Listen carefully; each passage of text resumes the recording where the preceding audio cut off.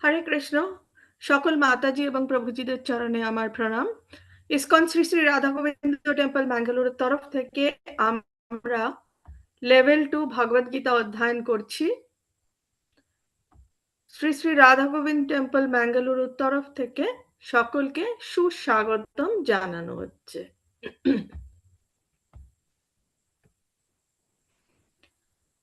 আমরা মঙ্গলাচরণ দিয়ে শুরু করব। ওম অজ্ঞানতিমিরান্ধস্য জ্ঞানাঞ্জনশলাকয়া চক্ষুरुन्मिलितं येन तस्मै श्रीगुरुभ्ये नमः। श्रीचैतन्य मनोभीष्टं स्थापितं येन भूतले स्वयं रूपा कदा मह्यं ददाति स्वापदान्तिकम्। वन्देऽहं श्रीगुरु श्रीयुतपदकमलं श्रीगुरून् वैष्णवांश्च श्रीरूपं साग्रजातं सगण रघुनाथान्वितं तं सजीवं साधुवैतं सावधूतं परिजनसहितं श्रीकृष्णचैतन्यदेवं श्रीराधाकृष्णपादान् सगण ललिता श्रीविशाखान्वितांश्च। हे कृष्ण करुणा सिंधु दीनबंधु जगतपते गोपेश गोपिका कांत श्री राधा कांत नमस्तुते तप्त कांचन गौरांगी श्री राधे वृंदावनेश्वरी वृषभानुसुते देवी प्रणमामि हरिप्रिये। वाञ्छा कल्पतरुभ्यश्च कृपा सिन्धुभ्येव च पतितानां पावनेभ्यो वैष्णवेभ्यो नमो नमो। नमो ओं विष्णुपादाय कृष्णपृष्ठाय भूतले श्रीमते भक्तिवेदान्त स्वामिनिति नामिने नमस्ते सरस्वते देवे गौरवाणी प्रचारिणे निर्विशेष शून्यवादी पाश्चात्य देशतारिणे। जय श्री कृष्ण चैतन्य प्रभु नित्यानंद श्री अद्वैत गदाधर श्रीवासादि गौर भक्त वृंद। हरे कृष्ण कृष्ण कृष्ण हरे हरे हरे राम राम राम हरे हरे।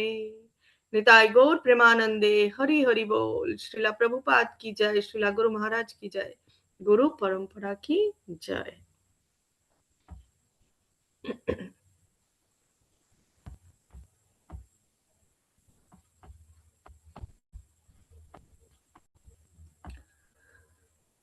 আজকে আমাদের পঞ্চম দিনে দ্বিতীয় অধ্যায় শ্লোক নাম্বার 61 থেকে আমরা শুরু করব। ওং নমো ভগবতে বাসুদেবায়, ওং নমো ভগবতে বাসুদেবায়, ওং নমো ভগবতে বাসুদেবায়।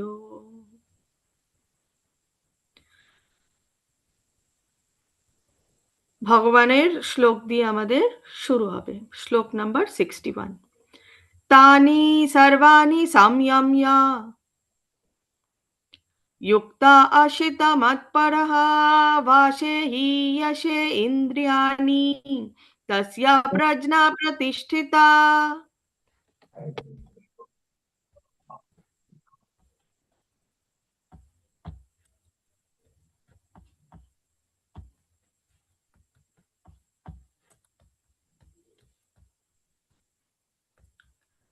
ভগবান বলছেন, যিনি তার ইন্দ্রিয়গুলোকে সম্পূর্ণরূপে সংযত করে আমার প্রতি উত্তমা ভক্তিপরায়ণ হয়ে তার ইন্দ্রিয়গুলিকে সম্পূর্ণরূপে বশীভূত করেছেন, তিনি হচ্ছেন স্থিতপ্রজ্ঞ।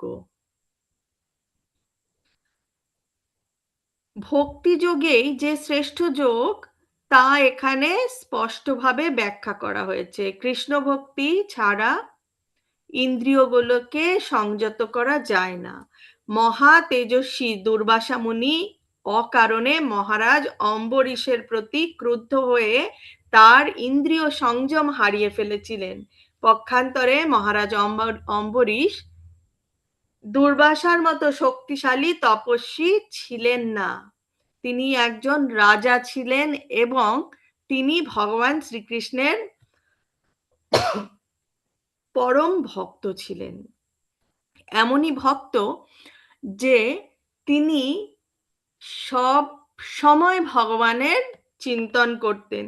তিনি বলতেন যে ভগবান যে বাহু দুটো দিয়েছে, এই দুটো দিয়ে ভগবানের সেবা করবেন। তিনি মন্দির মার্জনা করতেন। তিনি বলতেন যে চোখ দিয়েছে, সেই চোখ দিয়ে ভগবানের সেই সুন্দর রূপ দেখবো আমি। তিনি বলতেন কান দিয়ে আমি ভগবানের কথা শুনবো, মুখ দিয়ে ভগবানের গুণগান করব, এবং তার যে চরণ, বলছে আমার চরণ দিয়ে আমি ভ্রমণ করে করে ভগবানের মন্দিরে যাব, ভগবানকে দর্শন করব। তিনি এরকমই ছিলেন, তিনি বলতেন তার যা কিছু আছেন সবকিছুই ভগবানের সেবায় নিযুক্ত করার জন্য।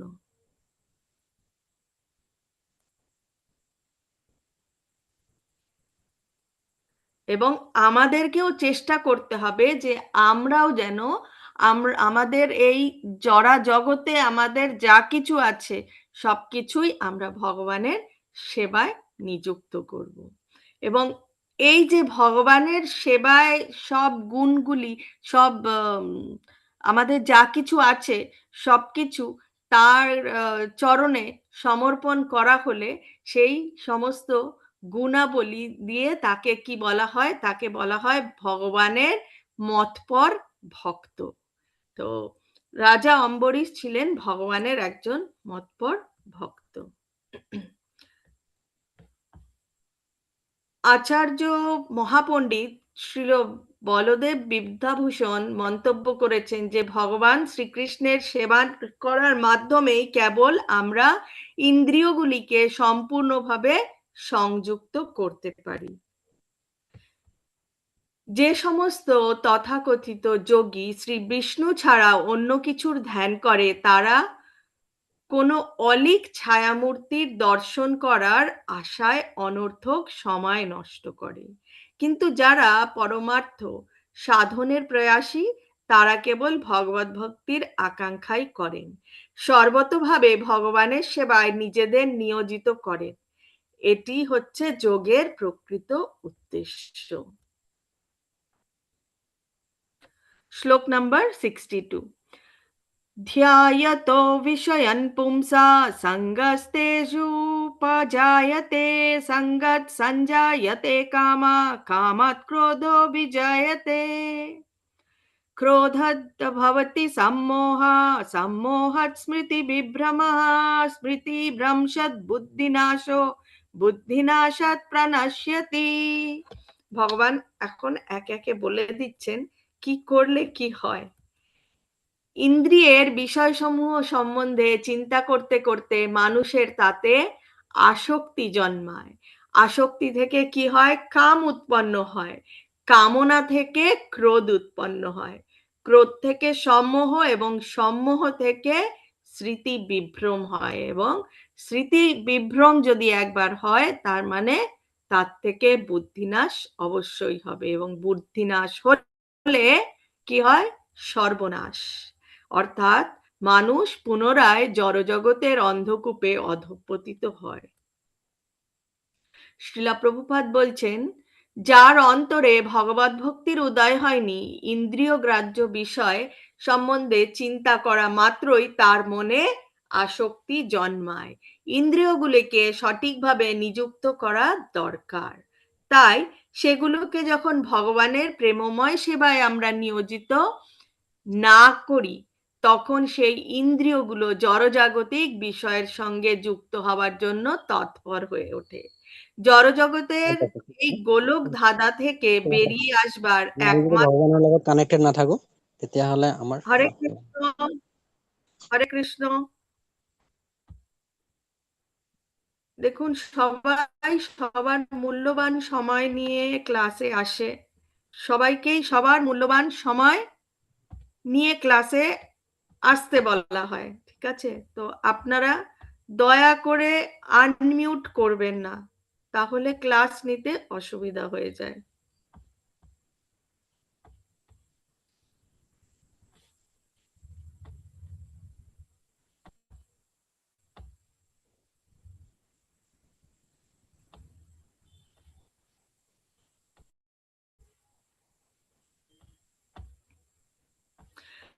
এই জড়জগতে এই গোলক ধাঁধা থেকে বেরিয়ে আসবার একমাত্র উপায় হচ্ছে কৃষ্ণ ভাবনাময় ভাবিত হওয়া। এবং ভগবত ভক্তির বিকাশ হলে ভক্ত বুঝতে পারেন যে সব কিছু দিয়েই ভগবানের সেবা করা যায়। ভগবত ভক্ত জানেন কিভাবে সবকিছু ভগবানের সেবায় ব্যবহার করতে হয়। তাই তিনি আর জড় চেতনার দ্বারা আচ্ছন্ন হয়ে পড়েন না।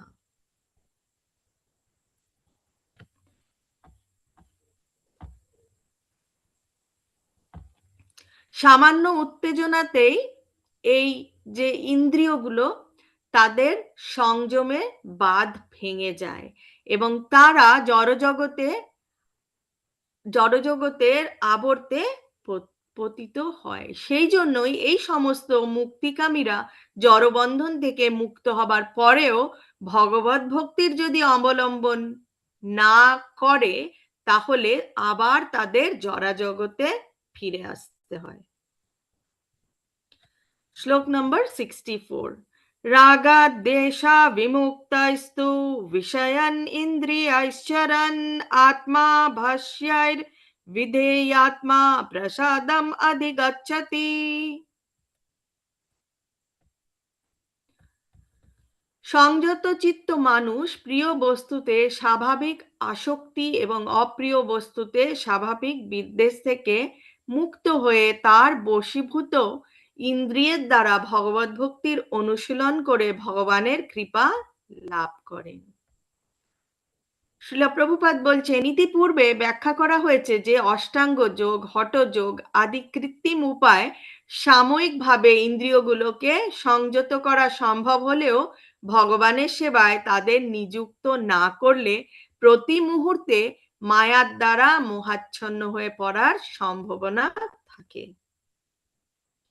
কর্তব্য কর্ম সাধারণত নির্ভর করে আমাদের ইচ্ছার উপরে, কিন্তু কৃষ্ণ ভক্ত কেবল ভগবানের নির্দেশ অনুসারেই তার কর্তব্য কর্ম করে চলেন।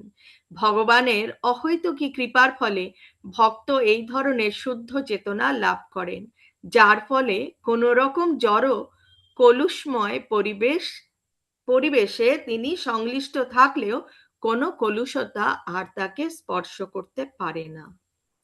শ্লোক নম্বর 65। প্রসাদে সর্ব দুঃখানাং হানির अस्योपजायते প্রসন্না চেতসো হ্যাশু বুদ্ধি পর্যবসিষ্ঠতে। চিন্ময় চেতনায় অধিষ্ঠিত হওয়ার ফলে তখন আর জড়জগতের ত্রিতাপ দুঃখ থাকে না। এভাবে প্রসন্নতা লাভ করার ফলে বুদ্ধি শীঘ্রই স্থির হয়। শ্লোক নম্বর 66। নাস্তি বুদ্ধির অযুক্তস্য না চক্যুক্তস্য ভাবনা না চ ভাবয়তা শান্তির অশান্তস্য কুঠা সুখম। যে ব্যক্তি কৃষ্ণ ভাবনাময় যুক্ত নয় তার চিত্ত সংযত নয় এবং তার পারমার্থিক বুদ্ধি থাকতে পারে না। আর পরমার্থ চিন্তাশূন্য ব্যক্তির শান্তি লাভের কোনো সম্ভাবনাই নেই। এই রকম শান্তিহীন ব্যক্তির প্রকৃত সুখ কোথায় কোথায় পাওয়া যাবে শান্তি না থাকলে? ভগবানের সেবায় নিজেকে নিয়োজিত না করলে কোনো মতেই শান্তি পাওয়া যেতে পারে না।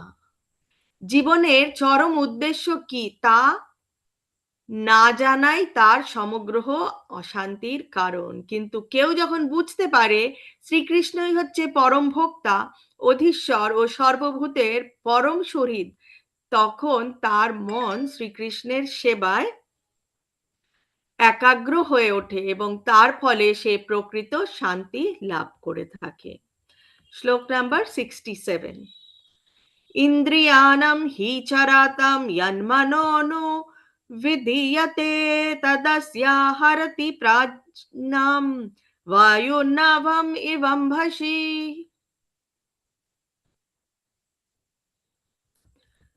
প্রতিকূল বায়ু যেমন নৌকাকে অস্থির করে, তেমনি সদা বিচরণকারী যে কোনো একটি মাত্র ইন্দ্রিয়ের আকর্ষণেও মন অসংযত ব্যক্তির প্রজ্ঞাকে হরণ করতে পারে। মহারাজ অম্বরীশের ভগবত ভক্তির মাধ্যমে আমরা শিক্ষা পাই যে তার মতো আমাদেরও সবকটি ইন্দ্রিয়কে ভগবানের সেবায় নিয়োজিত করতে হবে, তাহলেই একাগ্র হয়ে ভগবানের শ্রীচরণে সমাধিস্থ হতে পারা যায়। কেননা সেটাই হচ্ছে মনকে নিয়ন্ত্রণ করার যথার্থ কৌশল। শ্লোক নাম্বার 68।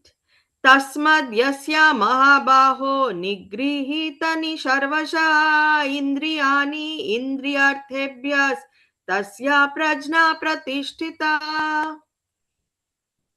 সুতরাং হে মহাবাহ, যার ইন্দ্রিয়গুলি ইন্দ্রিয়ের বিষয় থেকে সর্বপ্রকারে নিবৃত্ত হয়েছে, তিনি স্থিতপ্রজ্ঞ। শ্রীলা প্রভুপাদ বলছেন, কেবলমাত্র কৃষ্ণ ভাবনা অথবা ভগবানের অপাকৃত প্রেমময় সেবা সমস্ত ইন্দ্রিয়গুলিকে নিয়োজিত করার মাধ্যমে ইন্দ্রিয় তর্পণের বেগগুলিকে দমন করা যায়। যেমন উচ্চতর শক্তি প্রয়োগ করে শত্রুদের দমন করা যায়, ইন্দ্রিয়গুলোকে তেমন উপায়ে দমন করতে হয়। কোনো মানবিক প্রচেষ্টার দ্বারা ইন্দ্রিয়গুলোকে দমন করা যায় না, সেগুলিকে ভগবানের সেবায় নিয়োজিত রাখার মাধ্যমেই তা সম্ভব। শ্লোক নাম্বার 69। या निशा सर्वभूतानां तस्यं जागर्ति संयमी यस्यं जागृति भूतानि सा निशा पश्यतो मुने। সমস্ত জীবের পক্ষে যা রাত্রি স্বরূপ স্থিতপ্রজ্ঞ, সেই রাত্রিতে জাগরিত থেকে আত্মবুদ্ধিনিষ্ঠ আনন্দকে সাক্ষাৎ অনুভব করেন। আর যখন সমস্ত জীবেরা জেগে থাকে, তখন তত্ত্বদর্শী মুনির নিকটে তা রাত্রি স্বরূপ। এই জগতে দুই রকমের বুদ্ধিমান লোক আছে। দু রকম, কিরকম? এক ধরনের বুদ্ধিমান লোক ইন্দ্রিয় ভোগতৃপ্তির উদ্দেশ্যে বৈশ্বিক ব্যাপারে খুব উন্নতি লাভ করে থাকেন। আর অন্য ধরনের বুদ্ধিমানেরা আত্ম অনুসন্ধানী এবং আত্মতত্ত্ব জ্ঞান লাভের চেষ্টায় সর্বদা জাগ্রত। আত্ম উপলব্ধি সম্পর্কে অজ্ঞতার জন্যই জড় জগতের মানুষেরা তেমন রাত্রির অন্ধকারে ঘুমিয়ে থাকে, কিন্তু তত্ত্বদর্শী মুনি জড়জাগতিক মানুষদের রাত্রিতে সজাগ থাকেন। এখানে রাত্রি বলতে অন্ধকার বোঝানো হচ্ছে, এবং অন্ধকার মানে অজ্ঞানতা। অজ্ঞানতায় যখন জড়জগতের মানুষেরা ছুটছে, তখন যে বুদ্ধিমান, যে আত্মতত্ত্ব জ্ঞান লাভ করার চেষ্টা করছেন, তত্ত্ব দর্শন করার চেষ্টা করছেন, তারা কিন্তু সেই অন্ধকারের পেছনে নেই। তারা ভগবানের আরাধনায় নিজেদেরকে নিযুক্ত করছেন। আর জড়জগতের মানুষেরা ভাবছে কি করছে, কিছুই করছে না, তার কি লাভ হচ্ছে, কিভাবে চলবে, এই সবই চিন্তা করতে থাকে। শ্লোক নাম্বার 70। अपूर्यं ज्ञानम् अचला प्रतिष्ठं समुद्रमापा प्रविशन्ति यद्वत् तद्वत् कामायं प्रविशन्ति सर्वे स शान्तिमाप्नोति न कामकामी। বিষয়কামী ব্যক্তি কোনো শান্তি লাভ করে না।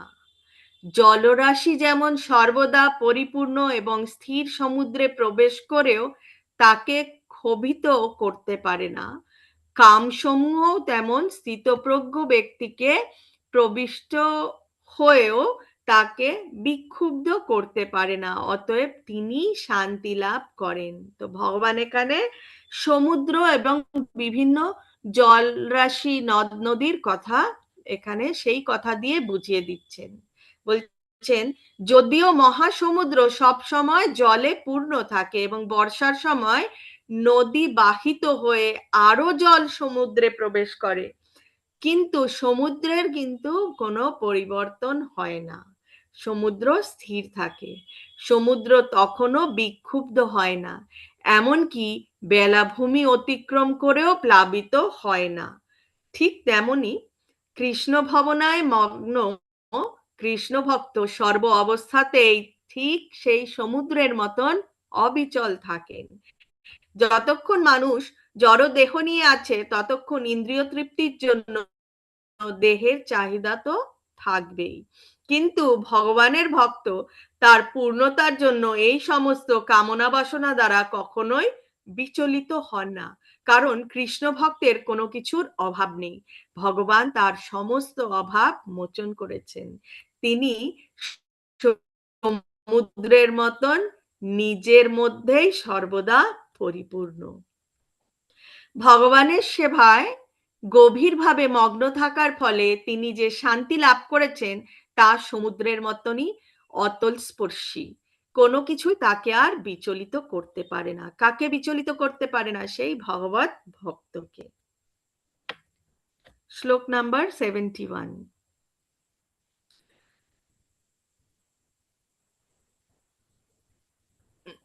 विहाय कामन्या सर्वन् पुमांश्चरति निष्प्रिया निर्मामो निरङ्करः स शान्तिम् अधिगच्छति। যে ব্যক্তি সমস্ত কামনা বাসনা পরিত্যাগ করে জড় বিষয়ের প্রতি নিষ্প্রিয়, নিরঅহংকার এবং মমত্ব বোধরহিত হয়ে বিচরণ করেন, তিনি প্রকৃত শান্তি লাভ করতে পারেন। তাৎপর্যে বলা হয়েছে নিষ্কাম হওয়ার অর্থ হচ্ছে নিজের ইন্দ্রিয় তৃপ্তির জন্য কোনো কিছুর কামনা না করা। পক্ষান্তরে ভগবান শ্রীকৃষ্ণকে সেবা করার কামনাই হচ্ছে নিষ্কামনা। দেহটিকে বৃথাই আমাদের প্রকৃত সত্তা বলে না ভেবে এবং জগতের কোনো কিছুর উপরে বৃথা মালিকানা দাবি না করে শ্রীকৃষ্ণের নিত্যদাস রূপে নিজের যথার্থ স্বরূপ উপলব্ধি করাটাই হচ্ছে কৃষ্ণ ভাবনার পরিশুদ্ধি পর্যায়। নিজের জন্য যুদ্ধ করার ইচ্ছা অর্জুনের ছিল না, কিন্তু ভগবানের ইচ্ছার কথা জেনে সেই একই অর্জুন যথাসাধ্য বীরত্বের সঙ্গে যুদ্ধ করেছিলেন। ভগবানকে সন্তুষ্ট করার বাসনাই হচ্ছে বাসনা রহিত হওয়ার একমাত্র উপায়। জড়জাগতিক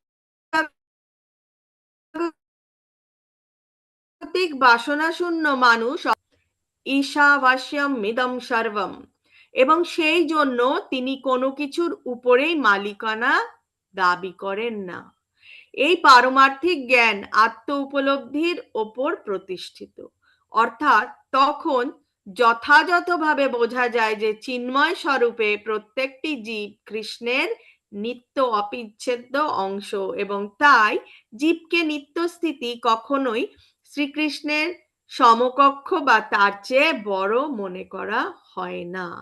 কৃষ্ণ ভাবনামৃতের এই সত্য উপলব্ধি করাই হচ্ছে প্রকৃত শান্তি লাভের মূল নীতি। শ্লোক নাম্বার 72, এটাই হচ্ছে দ্বিতীয় অধ্যায়ের অন্তিম শ্লোক।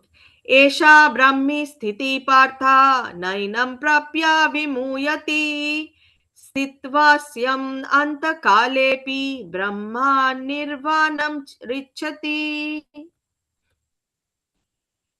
এই প্রকার স্থিতিকেই ব্রাহ্মী স্থিতি বলে। হে পার্থ, যিনি এই স্থিতি লাভ করেন তিনি মোহপ্রাপ্ত হন না। জীবনের অন্তিম সময় এই স্থিতি লাভ করে তিনি এই জড় জগতের বন্ধন থেকে মুক্ত হয়ে ভগবত ধামে প্রবেশ করেন।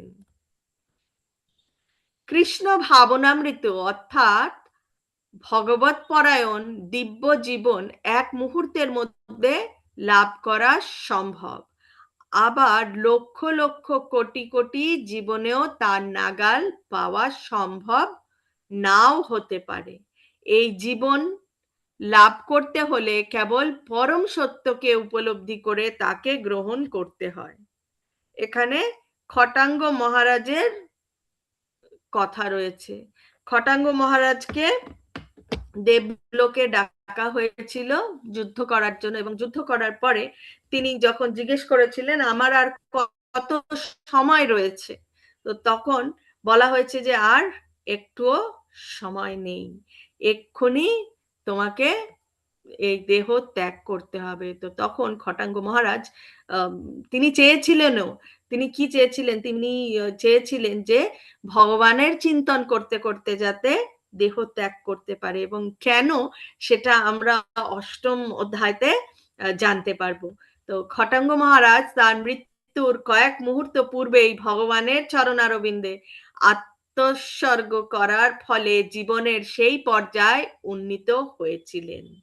যখনই জানতে পেরেছিলেন আর সময় নেই, সাথে সাথেই ভগবানের ভক্তির পথে তিনি নেমে গেছিলেন। এই জরা জীবনের সমাপ্তি হবার পরে আমাদের প্রকৃত জীবন শুরু হয়। এই জড়জাগতিক জীবনধারা পরিসমাপ্ত করতে হবে, সেই কথাটি জানাই স্থূল জড়বাদীর পক্ষে যথেষ্ট। কিন্তু যিনি পারমার্থিক জ্ঞান অর্জন করেছেন তিনি জানেন যে এই জড় জীবনের পরেও আরো একটি জীবন আছে, চিন্ময় জীবন যাকে বলা হয়। ব্রহ্ম হচ্ছে জড়বস্তির ঠিক বিপরীত। এই ব্রাহ্মী স্থিতি বলতে বোঝা যায় জড়জাগতিক স্তরের অতীত।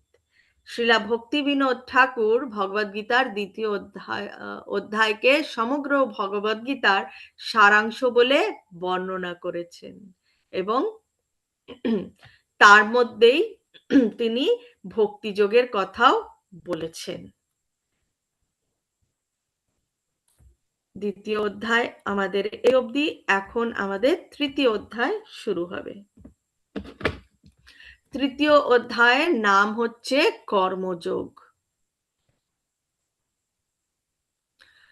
अर्जुन उवाच ज्यायासि चेत् कर्मणस्ते मता बुद्धिर्जनार्दन तत्किं कर्माणि घोरे मां नियोजयासि केशव। অর্জুন বললেন, হে জনার্দন, হে কেশব, যদি তোমার মতে কর্ম অপেক্ষা ভক্তি বিষয়নী বুদ্ধি শ্রেয়তর হয়, কারণ আমরা দ্বিতীয় অধ্যায়তে জেনেছি ভগবান কি বলছিল, জড় জড় জগতের ব্যাপারে, আত্মার ব্যাপারে এবং ভক্তির ব্যাপারে জানাটা হচ্ছে এই ধর্মপরায়ণ হওয়ার থেকে বেশি শ্রেয়স্কর। তাই এখানে অর্জুন বলছে, যদি তোমার মতে কর্ম অপেক্ষা ভক্তি বিষয়নী বুদ্ধি শ্রেয়তর হয়, তাহলে এই ভয়ানক যুদ্ধে নিযুক্ত হওয়ার জন্য কেন আমাকে প্ররোচিত করছো। অর্জুন প্রথমে বুদ্ধিযোগ বা ভক্তিযোগকে কর্মজীবন থেকে অবসর নেওয়ার নামান্তর বলে বিবেচনা করেছিলেন এবং মনে করেছিলেন নির্জন অরণ্যে কৃচ্ছা সাধনা ও তপচর্যার জীবনযাপন করবেন। পক্ষান্তরে তিনি কৃষ্ণ ভাবনার অজুহাত দেখিয়ে সুকৌশলে কুরুক্ষেত্রের যুদ্ধ থেকে নিরস্ত হতে চেয়েছিলেন। কিন্তু নিষ্ঠাবান শিষ্যের মতন যখন তিনি তার গুরুদেব ভগবান শ্রীকৃষ্ণকে তার কর্তব্য সম্বন্ধে জিজ্ঞেস করলেন, তখন ভগবান কৃষ্ণই এই তৃতীয় অধ্যায়ে তাকে কর্মযোগ বা কৃষ্ণ ভাবনাময় কর্ম সম্বন্ধে ব্যাখ্যা করে শোনান। দ্বিতীয় শ্লোকে বলছেন, व्यामि श्रेणेव वाक्येन बुद्धिं मोहाय शिव मे तदेकं वद निश्चित्य येन श्रेयोऽहमाप्नुयाम्। অর্জুন বলছেন, তুমি যেন দর্থবোধক বাক্যের দ্বারা আমার বুদ্ধি বিভ্রান্ত করছো, তাই দয়া করে আমাকে নিশ্চিতভাবে বলো কোনটি আমার পক্ষে সবচেয়ে শ্রেয়স্কর। কর্মযোগ গ্রহণ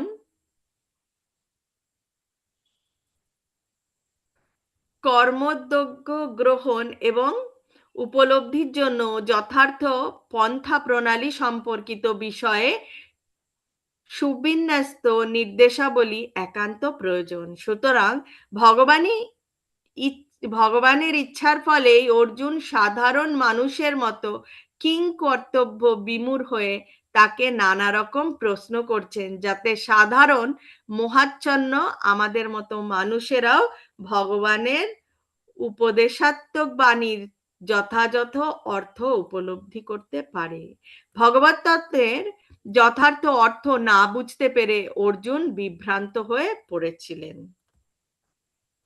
নিষ্ক্রিয়তা অথবা সক্রিয় সেবা কোনোভাবেই অর্জুন কৃষ্ণ ভাবনামৃতের পন্থা অনুসরণ করতে পারছিলেন না। পক্ষান্তরে কৃষ্ণ ভাবনাময় পথে সুগম করে তোলার উদ্দেশ্যে ভগবানের অনুপ্রেরণায় অর্জুনের মনের মধ্যে নানা রকম প্রশ্নের অবতারণা হয়েছে, এবং তাতে যাতে ভগবদ গীতার রহস্য আমরা উপলব্ধি করতে পারি। তৃতীয় শ্লোকে বলা হয়েছে, ভগবান বলছেন, শ্রী ভগবান উবাচ লোকেস্মিন দ্বিবিধা লোকেস্মিन् द्विविधा निष्ठा पुरा प्रोक्ता मया नघा ज्ञानयोगेन साङ्ख्यानां कर्मयोगेन योगिनाम्। পরমেশ্বর ভগবান বললেন, হে নিষ্পাপ অর্জুন, আমি ইতিপূর্বেই ব্যাখ্যা করেছি যে দুই প্রকার মানুষ আত্ম উপলব্ধি করার চেষ্টা করে। কিছু লোক অভিজ্ঞতা লব্ধ দার্শনিক জ্ঞানের আলোচনার মাধ্যমে নিজেকে জানতে চান, এবং অন্যেরা আবার তা ভক্তির মাধ্যমে জানতে চান। সাংখ্যযোগ চেতন ও জড়া প্রকৃতির বিশ্লেষণমূলক বিষয়বস্তু। যে সমস্ত মানুষ পরীক্ষা নিরীক্ষা করে দার্শনিক তত্ত্বের মাধ্যমে জ্ঞান আহরণ করতে চায়, তাদের বিষয়বস্তু হচ্ছে এই সাংখ্যযোগ। অন্য পন্থাটি হচ্ছে কৃষ্ণ ভাবনা বা বুদ্ধিযোগ, যা দ্বিতীয় অধ্যায় 61তম শ্লোকে ব্যাখ্যা করা হয়েছে। 61তম শ্লোকে ব্যাখ্যা করে বলা হয়েছে যে ভগবান শ্রীকৃষ্ণের ওপর সম্পূর্ণভাবে নির্ভর করাই হচ্ছে বুদ্ধিযোগ, এবং তার ফলে দুর্দমনীয় ইন্দ্রিয়গুলি অতি সহজেই সংযত হয়। এই দুটি যোগই ধর্ম ও দর্শন রূপ একে অপরের ওপর নির্ভরশীল। এই দুটির মধ্যে কৃষ্ণ ভাবনার পন্থাই শ্রেয়, কেননা এই পন্থা দার্শনিক জল্পনা কল্পনার মাধ্যমে ইন্দ্রিয়গুলির শুদ্ধকরণের ওপর নির্ভরশীল নয়। কৃষ্ণ ভাবনামৃত স্বয়ং শুদ্ধিকরণের পন্থা, এবং কৃষ্ণ ভাবনার অমৃত প্রবাহ স্বতঃস্ফূর্ত হয়ে অন্তরকে কলুষমুক্ত করে। ভক্তি নিবেদনের প্রত্যক্ষ পন্থারূপ এই পথ সহজ এবং উচ্চ স্তরের।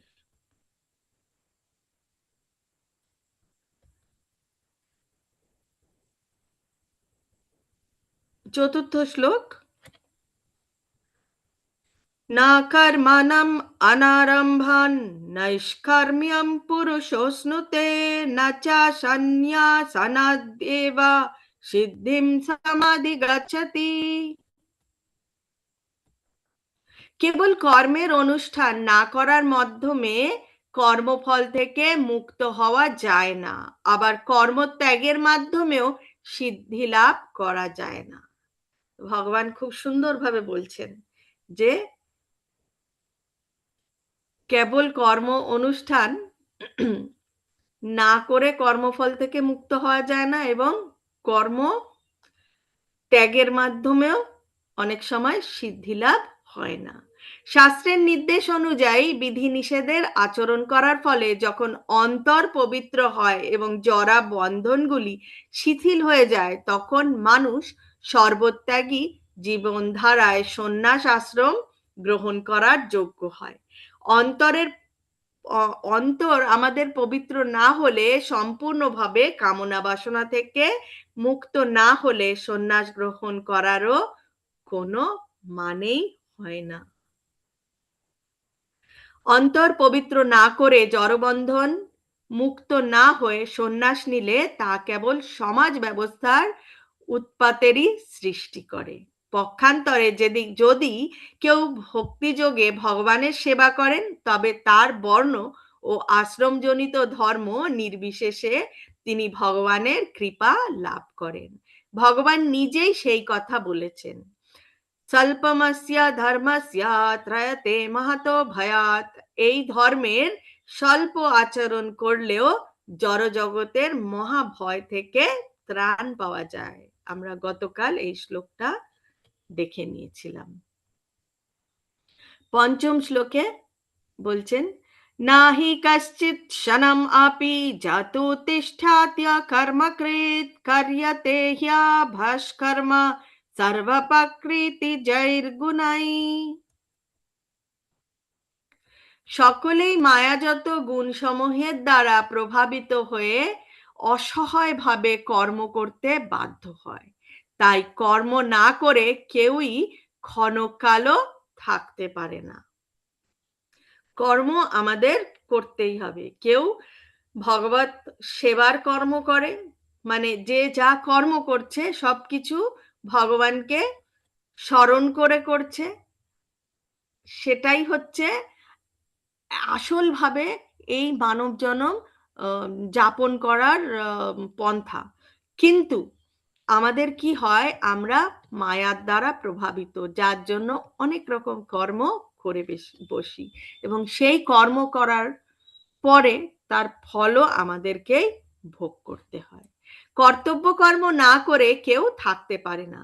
আত্মার ধর্মই হচ্ছে সর্বক্ষণ কর্মরত থাকা।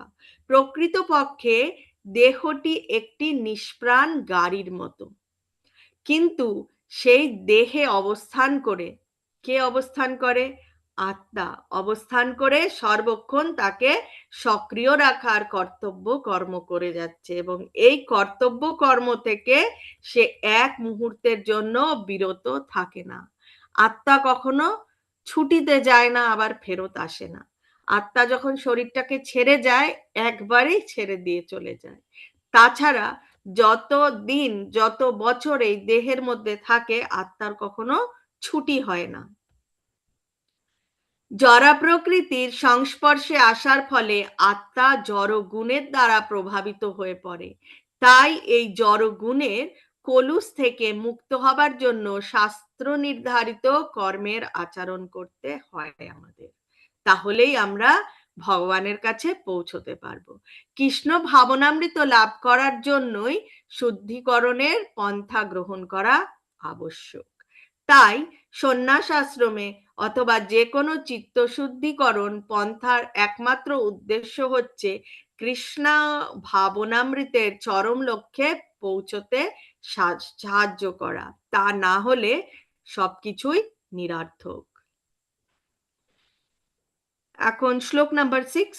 কর্মেন্দ্রিয়াণি সংযম্য ये आस्ते मनसा स्मरन् ইন্দ্রিয়ার্থান বিমূঢ়াত্মা মিথ্যাচারা স উচ্যতে। যে ব্যক্তি পঞ্চ কর্মেন্দ্রিয় সংযত করে মনে মনে শব্দ রস আদি ইন্দ্রিয়ের বিষয়গুলি স্মরণ করে, সেই মূঢ় অবশ্যই নিজেকে বিভ্রান্ত করে, এবং তাকে মিথ্যাচারী ভণ্ড বলা হয়ে থাকে। অনেক মিথ্যাচারী আছে যারা কৃষ্ণ ভাবনাময় সেবা কার্য করতে চায় না, কেবল ধ্যান করার ভান করে, কিন্তু এতে কোনো কাজ হয়ই না। কারণ তারা তাদের কর্মেন্দ্রিয়গুলিকে রোধ করলেও মন তাদের কখনোই সংযত হয় না। মনে মনে অনেক কিছু চিন্তা চিন্তা করে আস্বাদন করার চেষ্টা করে। পক্ষান্তরে মন অত্যন্ত তীব্রভাবে ইন্দ্রিয় সুখের জল্পনা কল্পনা করতে থাকে। তারা লোক ঠকানোর জন্য দুই একটি তত্ত্ব কথাও বললেও বলতে পারে, কিন্তু আসলেই তারা কৃষ্ণ ভাবনামৃত নয়। বর্ণাশ্রম ধর্মের আচরণ করেও মানুষ ইন্দ্রিয় সুখ ভোগ করতে পারে, কিন্তু বর্ণাশ্রম ধর্ম অনুসারে মানুষ যখন তার স্বধর্ম পালন করে, তখন ক্রমে ক্রমে তার চিত্ত শুদ্ধ হয় এবং সে ভগবত ভক্তি লাভ করতে পারে। কিন্তু যে ব্যক্তি যোগী সেজে লোক ঠকায়, সে আসলেই ত্যাগীর বেশ ধারণ করে ভোগের চিন্তায় মগ্ন থাকে। সে হচ্ছে সবচাইতে নিকৃষ্ট স্তরের প্রতারক। শ্লোক নম্বর 7, সপ্তম শ্লোক। ইয়াস্ত্বেন্দ্রিয়াণি মনসা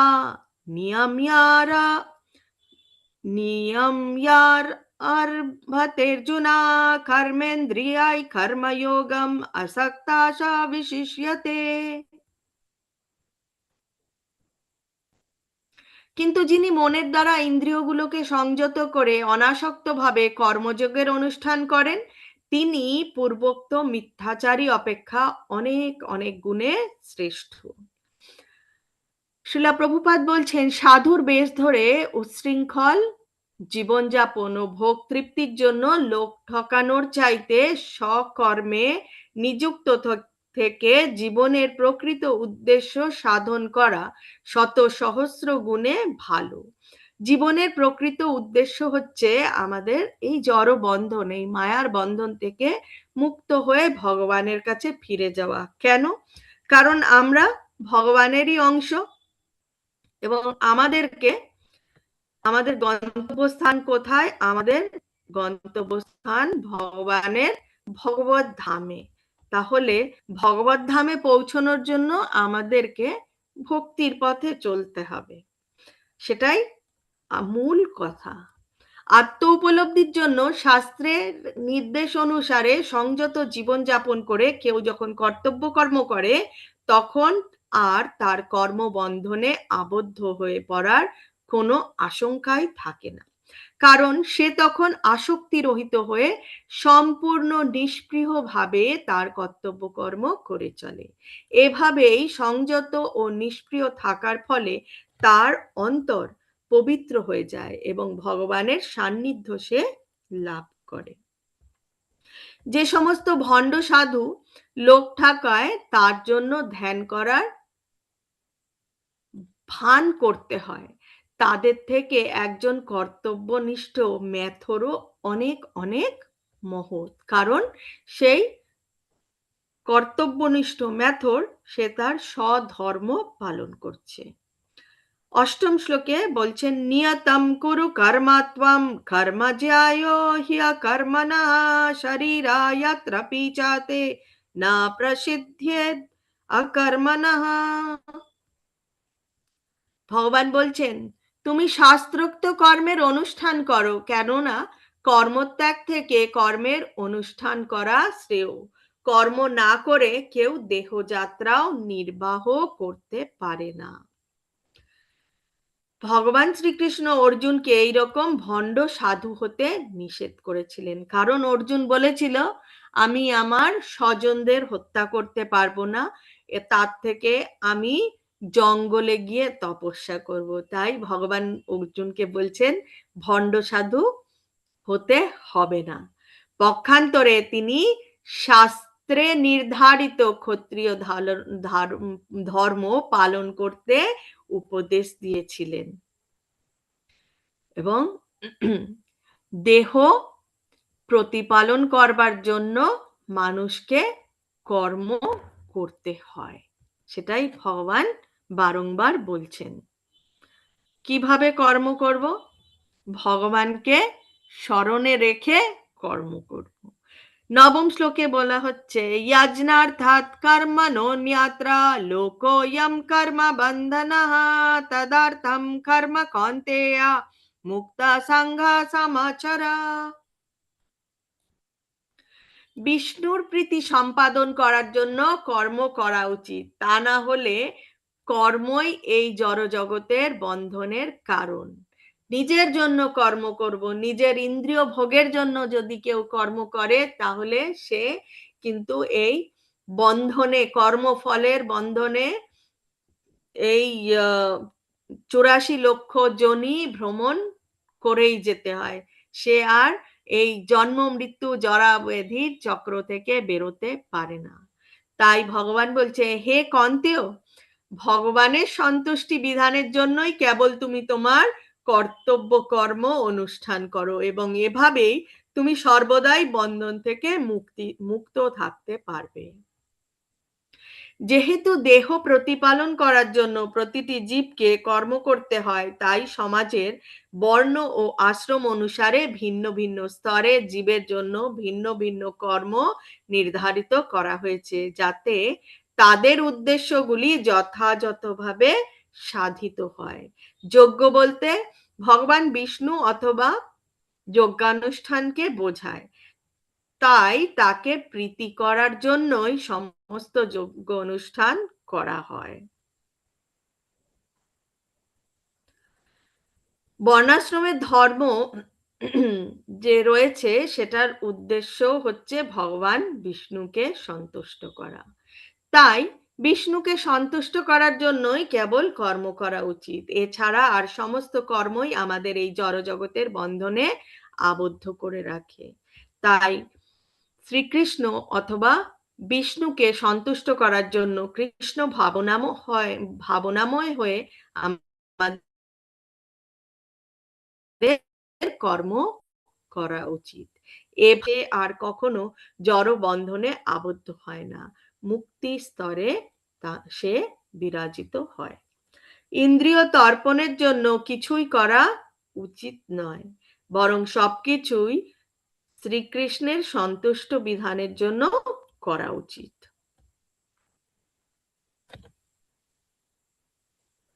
দশম শ্লোকে বলা হচ্ছে, সাহা যজ্ঞা প্রজা সৃष्ट्वा পুরোবাচা প্রজাপতি অনেনা প্রসবিষ্যাধম এষা ভোস্ত ইষ্ট কামধুক। সৃষ্টির প্রারম্ভে সৃষ্টিকর্তা যজ্ঞাদি সহ প্রজা সকল সৃষ্টি করে বলেছিলেন, এই যজ্ঞের দ্বারা তোমরা উত্তরোত্তর সমৃদ্ধি হও, এই যজ্ঞ তোমাদের সমস্ত অভীষ্ট পূর্ণ করবে।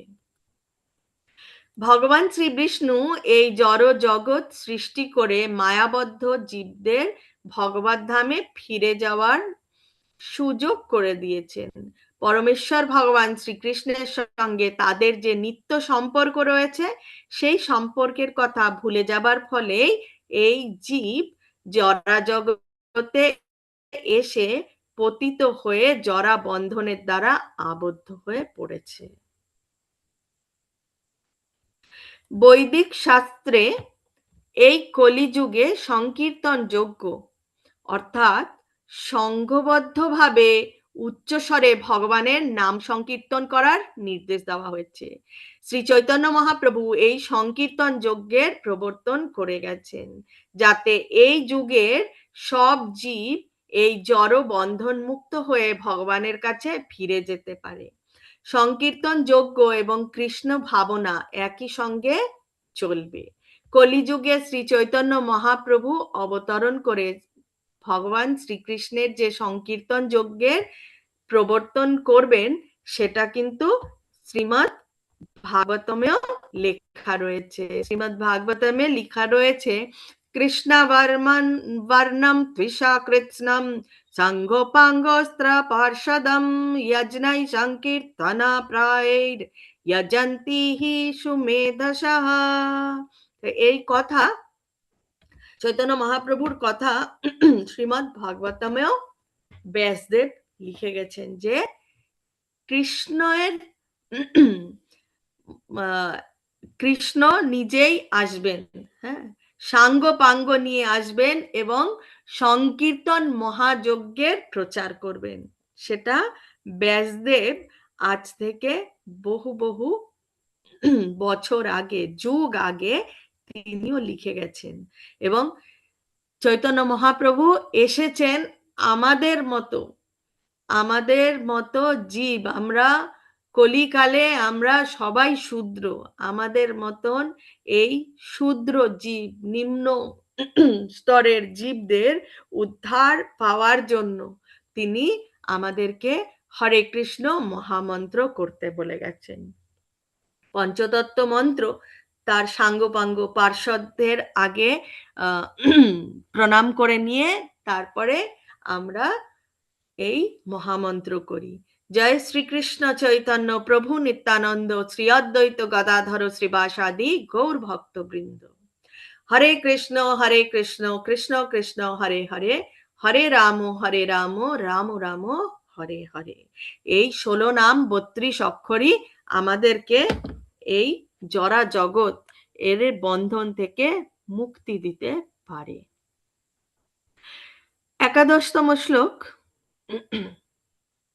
দেবন ভাবয়তানেনা ते देवा भायायन्तु वः परस्परं भवायन्तः श्रेया परम अवाप्नुयुः। অভ্যস্তা। তোমাদের যজ্ঞ অনুষ্ঠানে প্রীতি হয়ে দেবতারা তোমাদের প্রীতি সাধন করবেন। এভাবেই পরস্পরের প্রীতি সম্পাদন করার মাধ্যমে তোমরা পরম মঙ্গল লাভ করবে। তাৎপর্যে শ্রীলা প্রভুপাদ বলছেন, ভগবান জড়জগতের দেখাশোনার ভার ন্যস্ত করেছেন বিভিন্ন দেবদেবীর ওপর। এই জড়জগতের প্রতিটি জীবের জীবন ধারণের জন্য আলো, বাতাস, জল আদির প্রয়োজনীয়তা অপরিহার্য। ভগবান তাই এই সমস্ত অকাতরে দান করেছেন এবং এই সমস্ত বিভিন্ন শক্তির তত্ত্বাবধান করার ভার দিয়েছেন তিনি বিভিন্ন দেবদেবীর উপর, যারা হচ্ছেন তাদের তার দেহের বিভিন্ন অংশ স্বরূপ। ভিন্ন ভিন্ন যজ্ঞ ভিন্ন ভিন্ন দেবদেবীর তুষ্টি সাধনের জন্য অনুষ্ঠিত করা হয়। কিন্তু তাহলেও সমস্ত যজ্ঞের যজ্ঞপতি কে? তিনি হচ্ছেন পরম ভোক্তারূপে স্বয়ং বিষ্ণু। এবং এই যত রকমের যজ্ঞ আছে, সব যজ্ঞর ফাইনাল রেজাল্ট কার কাছে যায়? ভগবান বিষ্ণুর কাছে। এবং ভগবদ গীতাতেও তা বলা হয়েছে যে শ্রীকৃষ্ণ স্বয়ং সমস্ত যজ্ঞের ভোক্তা। ভোক্তারাম যজ্ঞ তপসাম সর্বলোকা মহেশ্বরম। আগামীতে এই শ্লোকটি রয়েছে। তাহলে আমরা যা কিছুই করি না কেন, আমরা ভগবান শ্রীকৃষ্ণকে বা বিষ্ণুকে স্মরণ করে করব, তাহলেই সেটা ভগবান বিষ্ণুর করুণা তার মধ্যে থাকবে, তার দয়া, তার অনুগ্রহ তার মধ্যে থাকবে।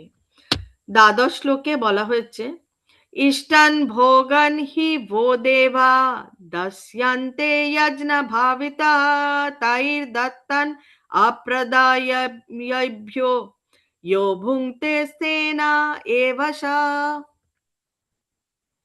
যজ্ঞের ফলে সন্তুষ্ট হয়ে দেবতারা তোমাদের বাঞ্ছিত ভোগ্য বস্তু প্রদান করবেন, কিন্তু দেবতাদের প্রদত্ত বস্তু তাদের নিবেদন না করে যে ভোগ করে সে নিশ্চয় চোর।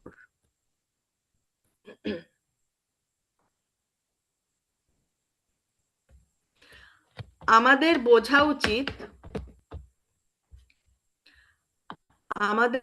বোঝা উচিত যে মনুষ্য সমাজে যা কিছু প্রয়োজন তা সবই আসছে ভগবানের প্রতিনিধি বিভিন্ন দেবদেবীর কাছ থেকে। কোনো কিছু তৈরি করার ক্ষমতা আমাদের কি আছে? আমাদের কোনো কিছু তৈরি করার ক্ষমতা নেই।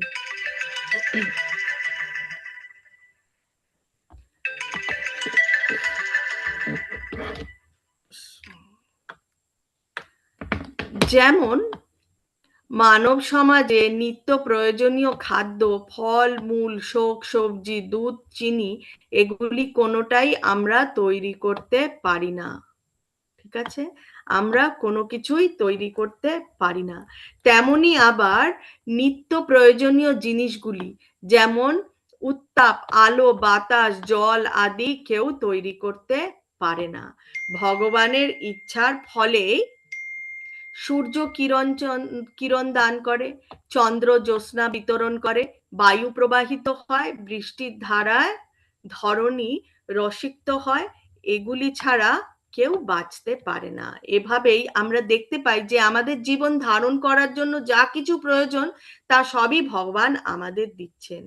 এমনকি কলকারখানায় আমরা যে সমস্ত জিনিস বানাচ্ছি তাও তৈরি হচ্ছে ভগবানের দ্বারা বিভিন্ন ধাতু, গন্ধক, পারদ, ম্যাঙ্গানিজ আদি প্রয়োজনীয় উপাদানগুলি দিয়ে। তো সব কিছুর উৎসই হচ্ছে ভগবান।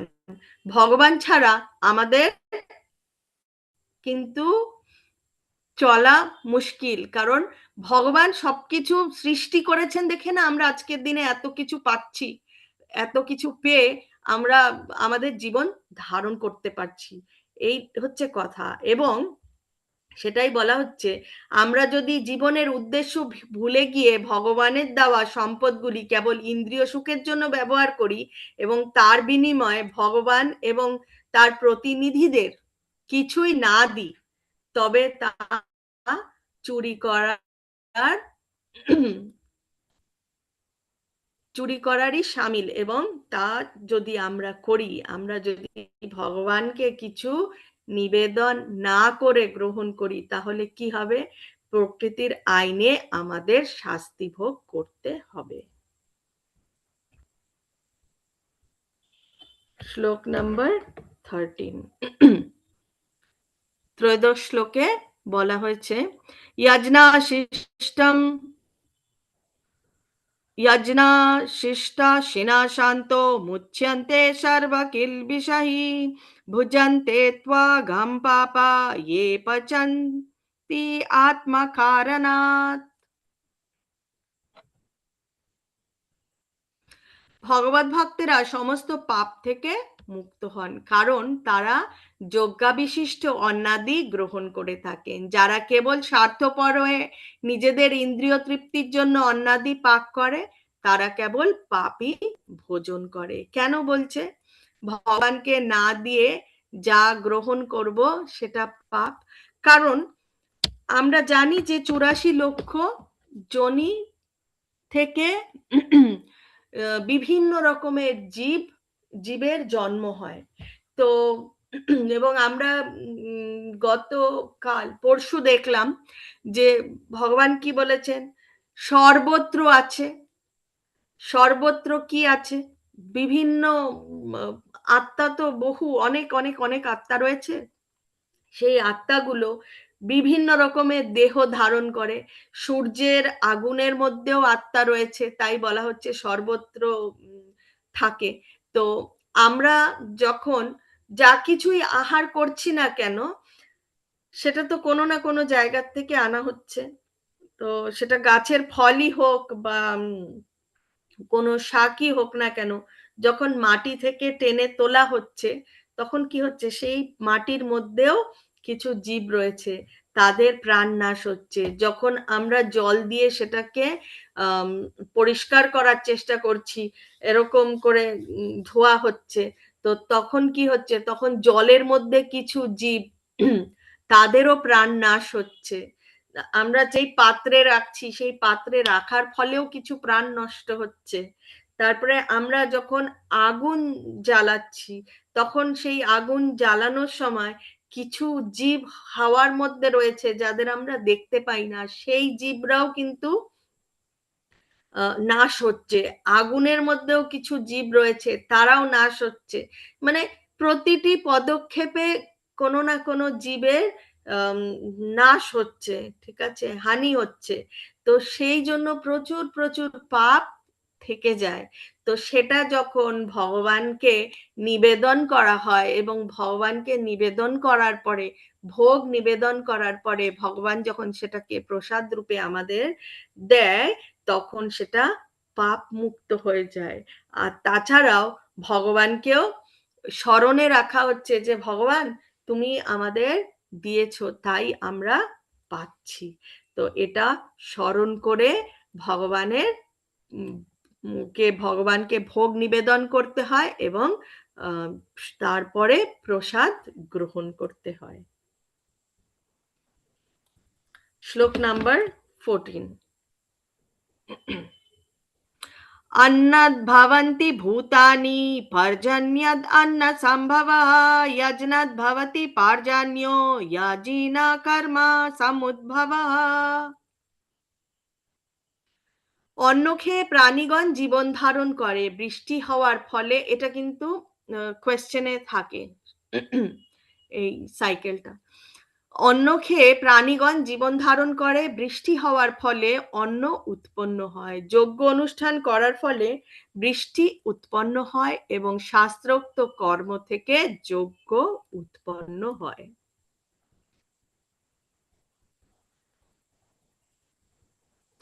পরমেশ্বর ভগবান হচ্ছে যজ্ঞ পুরুষ, অর্থাৎ সমস্ত যজ্ঞের ভোক্তা হচ্ছেন তিনি।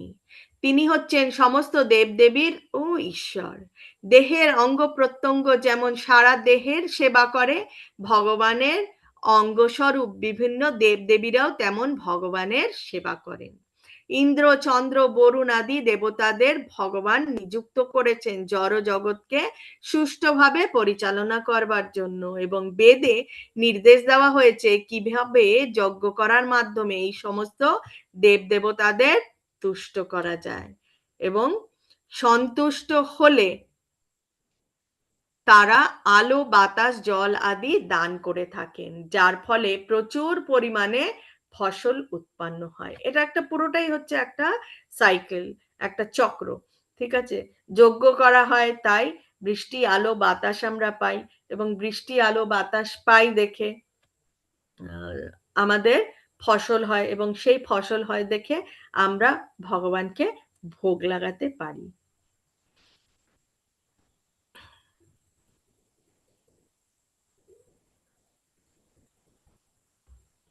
সেটাই বলা হচ্ছে, খাদ্যশস্য, শাকসবজি, ফলমূল হচ্ছে মানুষের প্রকৃত আহারার্য, আর পশুরা মানুষের উচ্ছিষ্ট ও ঘাস পাতা খেয়ে জীবন ধারণ করে।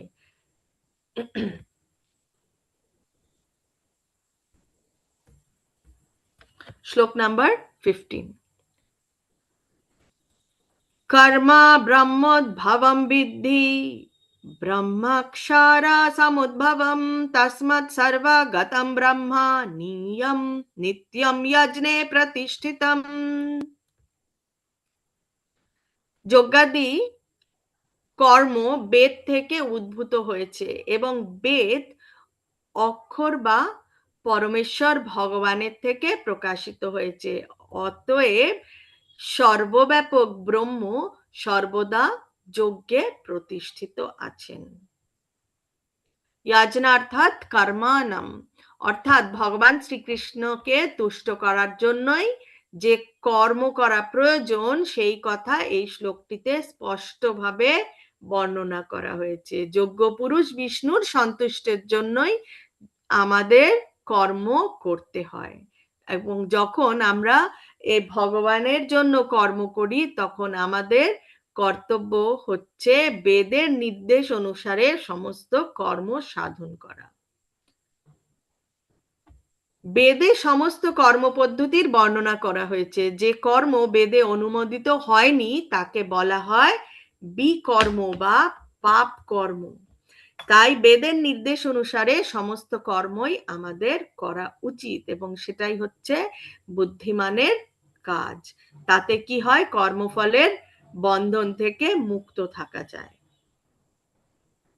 সাধারণ অবস্থায় আমাদেরকে কি হয়, আমরা যেখানে বসবাস করি সেই দেশের আইন কানুন মেনে চলতে হয়, এবং আমাদের এই সনাতন ধর্মে আমাদের এই বেদের যে নির্দেশগুলি রয়েছে সেইগুলো মেনে চলতে হবে, এবং সেইগুলো মেনে না চললে কি হবে, সেই কর্মের ফল আমাদেরকে ভোগ করতে হবে, এবং বারংবার বারংবার আমাদেরকে এই চক্রের মধ্যে, শুধু বারংবার নয়, কোটি কোটি বার আমাদেরকে এই জন্ম মৃত্যু জরা ব্যাধির চক্রতে ভ্রমণ করে যেতে হবে। এবং এই যে 14টি লোক রয়েছে, 14টি লোকের মধ্যে ভ্রমণ করতে করতে করতে করতে সেই ভ্রমণ আর কখনোই শেষ হবে না।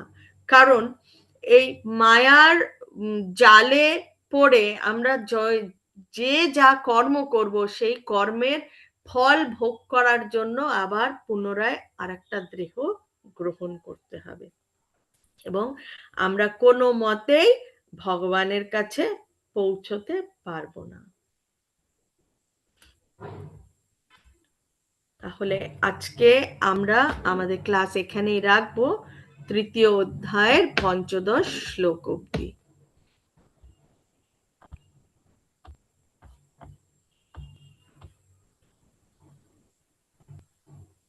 কারোর যদি কোনো প্রশ্ন থেকে থাকে আপনারা তাহলে আনমিউট, হ্যান্ড রেজ করবেন, আমি একে একে আনমিউট করব।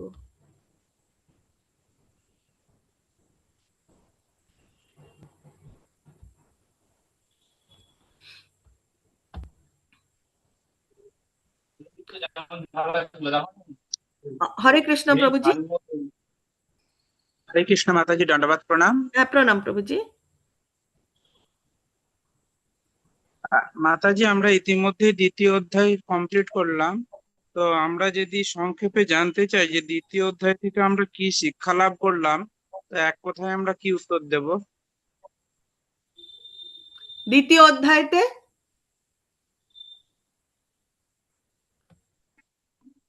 দ্বিতীয় অধ্যায় আমরা ইতিমধ্যেই কমপ্লিট করেছি, তো পড়েছি, ওটা সংক্ষেপে কি বলা যাবে?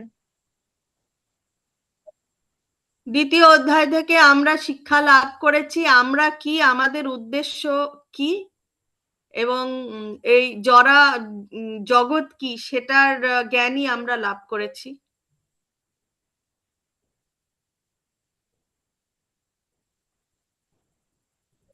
চেতনা সম্পর্কে কি দেহ, বলা যেতে পারে?